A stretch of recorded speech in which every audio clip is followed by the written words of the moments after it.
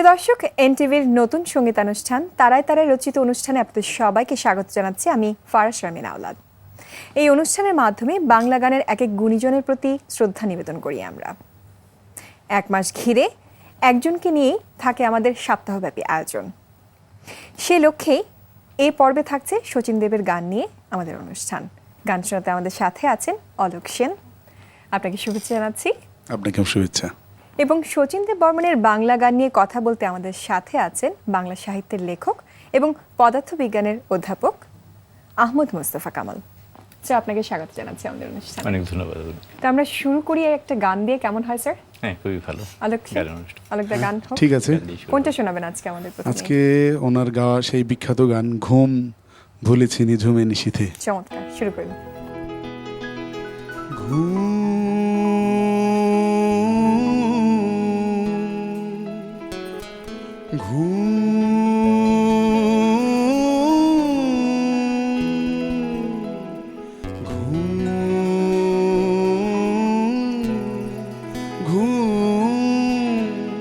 ভুলেছি নিঝুমে নিশীথে জেগে থাকি আর আমারই মতো জাগে নিড়ে দুটি পাখি ঘুম ভুলেছি নিঝুমে নিশীথে জেগে থাকি আর আমারই মতো জাগে নিড়ে দুটি পাখি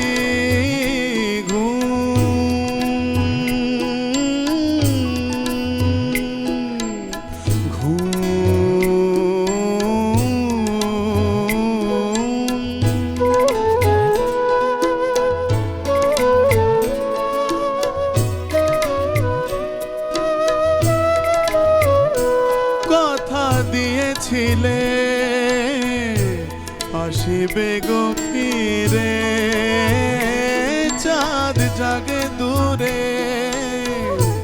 আকাশের তীরে তাই তোমারে আমি বারে বারে পিছু ডাকি ঘুম ভুলেছি নিঝুম নিশীথে জেগে থাকি আর আমারই মতো জাগে নিড়ে দুটি পাখি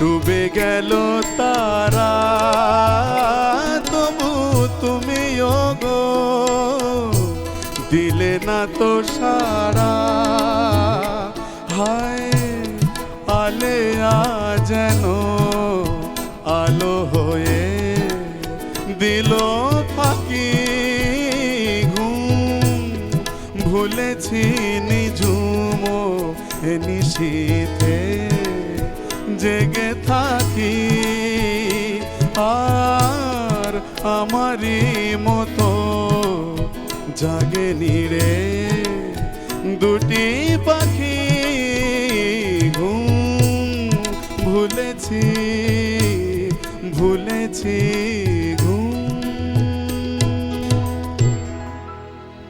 অনেক ধন্যবাদ আলোক, অনেক সুন্দর হয়েছে। ইনফ্যাক্ট আমি বলবো যে আমাদের যন্ত্রশিল্পীরা সাথে সাপোর্ট না দিলে তো এরকম গান অবশ্যই এত চমৎকার হয় না। কিন্তু আপনাদেরকে অনেক ধন্যবাদ, কিন্তু অদ্ভুত বাজিয়েছেন।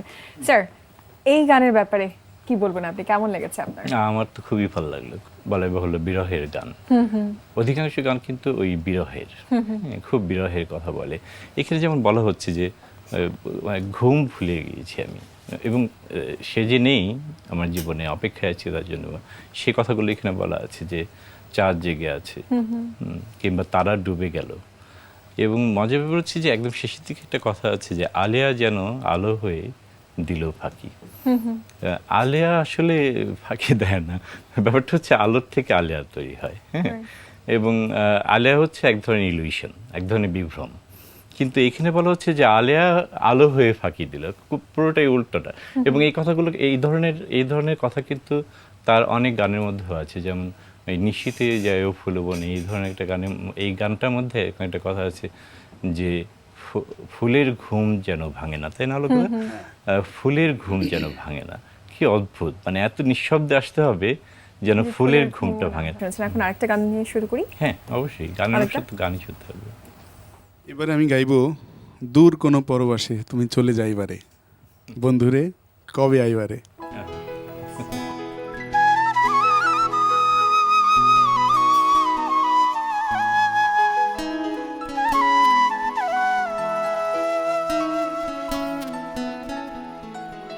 দূর কোন পরবাসে তুমি চলে যাইবারে, তুমি চলে যাইবারে, বন্ধুরে কবে আইবারে, তুমি চলে যাইবারে। দূর কোন পরবাসে তুমি চলে যাইবারে, বন্ধুরে কবে আইবারে, তুমি চলে যাইবারে।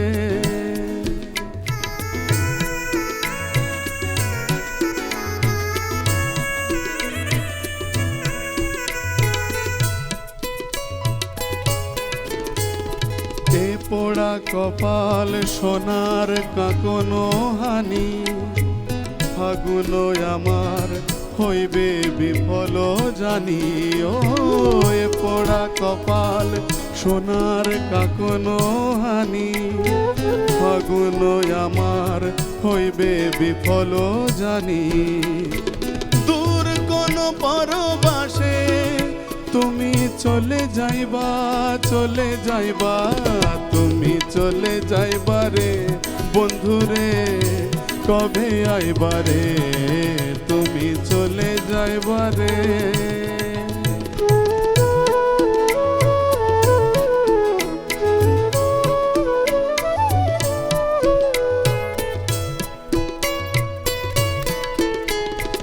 পদ্ম পাতায় রাতের শিশির সম, যাইবে শুকায় হায়রে প্রীতি মম। পদ্ম পাতায় রাতের শিশির সম, যাইবে শুকায় হায়রে প্রীতি মম। দূর কোন পরবাসে তুমি চলে যাইবা, চলে যাইবা, তুমি চলে যাইবারে, বন্ধুরে কবে আইবারে, তুমি চলে যাইবারে।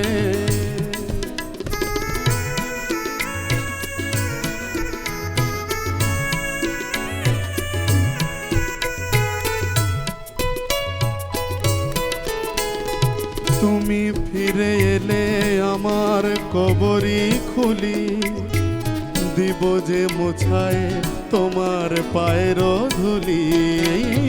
তুমি ফিরে এলে আমার কবরি খুলি, দিব যে মোছায় তোমারই পায়ের ধুলি।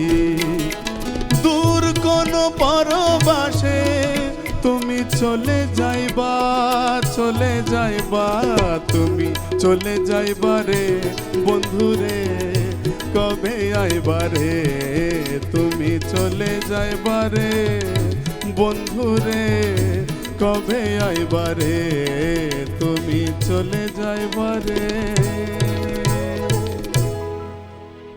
আরো একটা বিরহের গানই মনে হচ্ছে। আর একটা ওনার গানগুলো তো এরকমই হয়, আমাদের দেশের, আমাদের যে লোকজ যে ভাবধারা বা মানুষের মানে নারীর যে সরল মনের যে অনুভূতি, সেটা সরলভাবে ব্যক্ত করার মতোই সুর এবং কম্পোজিশন। চমৎকার।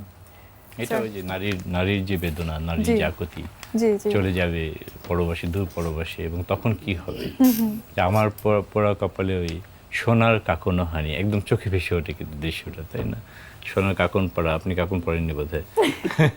তো এটা কপালে হানবে এইভাবে, এবং ওই ওই ফাগুনটা এইভাবেই মানে চলে যাবে, সোনার কাকন দুঃখ করতে করতে চলে যাবে, ফাগুন চলে যাবে। তারপরে পদ্মপাতা যে শিশিরটা সেটা শুকিয়ে যাবে, প্রেম বলে ওরকম প্রেম শুকিয়ে যাবে। কিন্তু যখন ফিরে আসবে তখন কি করবে? কবরী খুলে পা মুছিয়ে দেবে। হ্যাঁ, কি এটা কিন্তু সুন্দর, একদমই গ্রামের ও, মানুষ, মানে যে ওই নারীর যে situation। যে আকাঙ্ক্ষা আকুতি, সেই গল্প। আমি একটা ব্যাপারে একটু অবাক হই যে উনি তো আসলে রাজপরিবারের সন্তান, আধুনিক শিক্ষায় শিক্ষিত, জি। স্কুলে, কলেজে এবং কলকাতা বিশ্ববিদ্যালয়ে পড়াশোনা করেছেন। মানে পুরোপুরি একটা আধুনিক জীবন। এবং তার বাবা ত্রিপুরার প্রধানমন্ত্রীও ছিলেন ওই ব্রিটিশ সময়।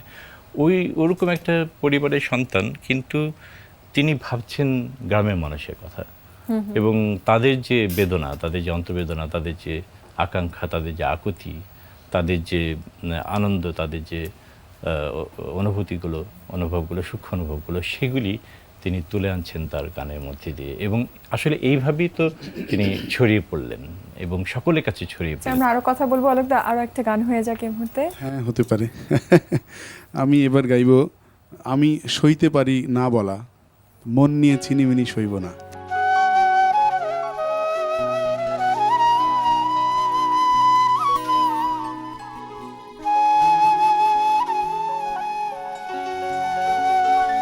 আমি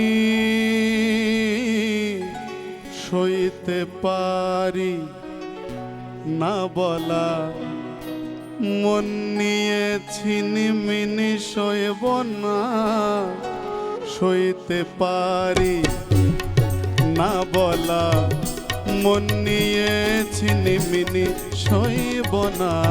সইতে পারি না বলা, মন নিয়ে ছিনিমিনি সইব না, না সইতে পারি।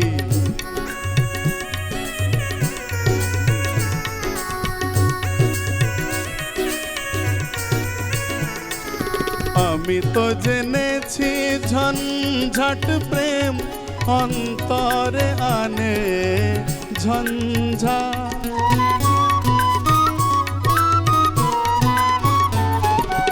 আমি তো জেনেছি ঝঞ্ঝাট প্রেম অন্তরে আনে ঝঞ্ঝা। আমি তো বুঝেছি পৃথিবীতে নেই দিবানিশি চাই এ মন যা। তাই নিয়ে খুশি হয়ে যে থাকে থাক, সইতে পারি না বলা, মন নিয়ে ছিনিমিনি সইব না। সইতে পারি না বলা, মন নিয়ে ছিনিমিনি সইব না। সইতে পারি।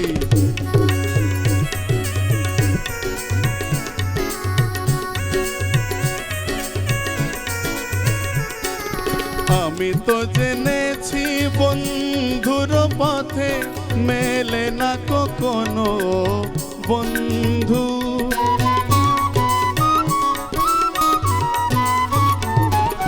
আমি তো জেনেছি বন্ধুর পথে মেলে না কখনো বন্ধু। আমি তো বুঝেছি প্রেম সিন্ধুতে জল নেই এক বিন্দু।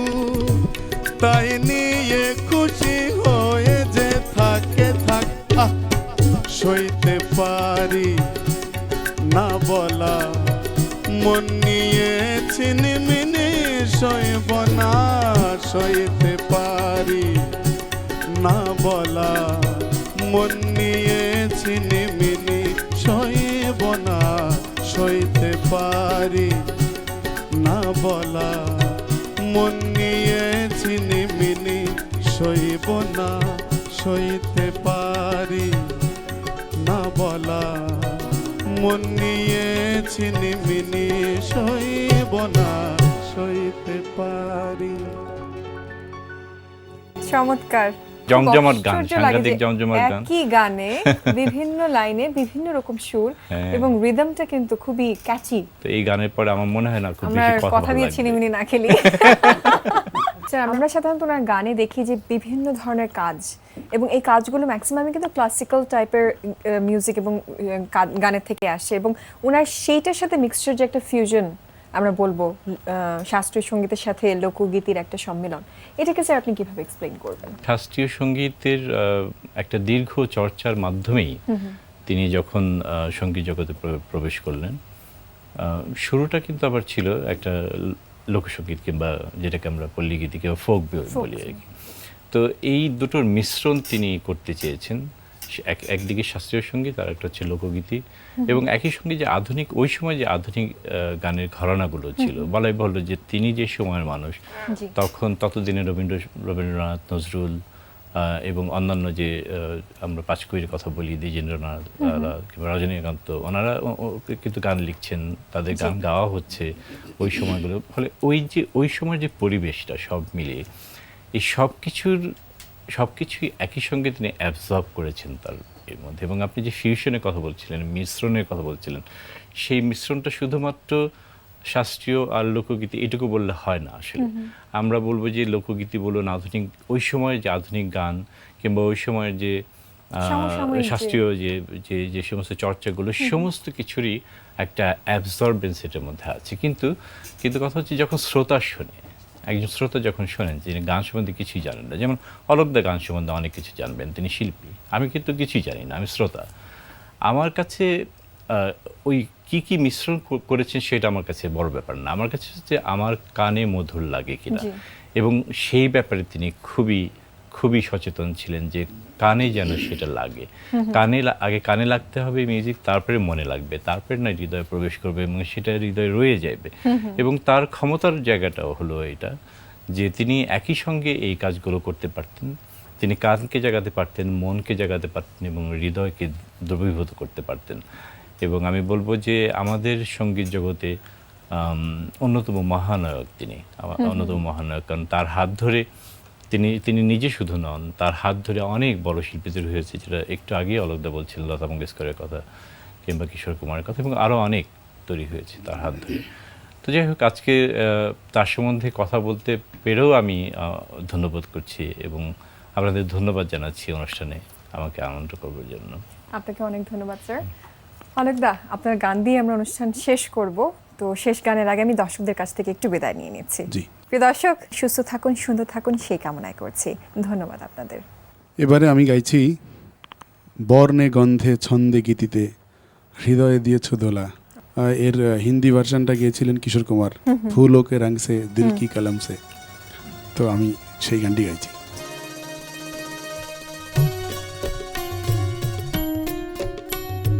বর্ণে গন্ধে ছন্দে গীতিতে হৃদয়ে দিয়েছ দোলা, রঙেতে রাঙিয়া রাঙাইলে মোরে একই তো বহরি খেলা।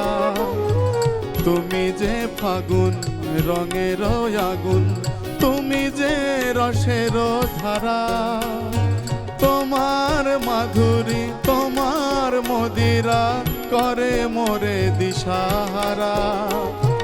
মুক্তা যেমন শক্তির বুকে, তেমনি আমাতে তুমি, আমার পরাণে প্রেমের বিন্দু তুমি, শুধু তুমি।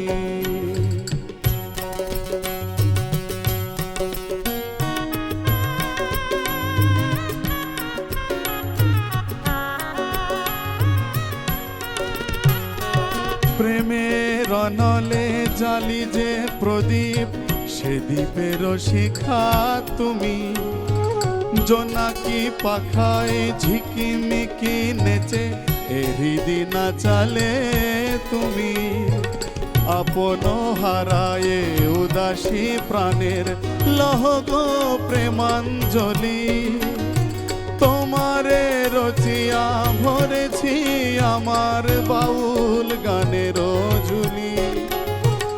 মুক্তা যেমন শক্তির বুকে, তেমনি আমাতে তুমি, আমার পরাণে প্রেমের বিন্দু তুমি, শুধু তুমি।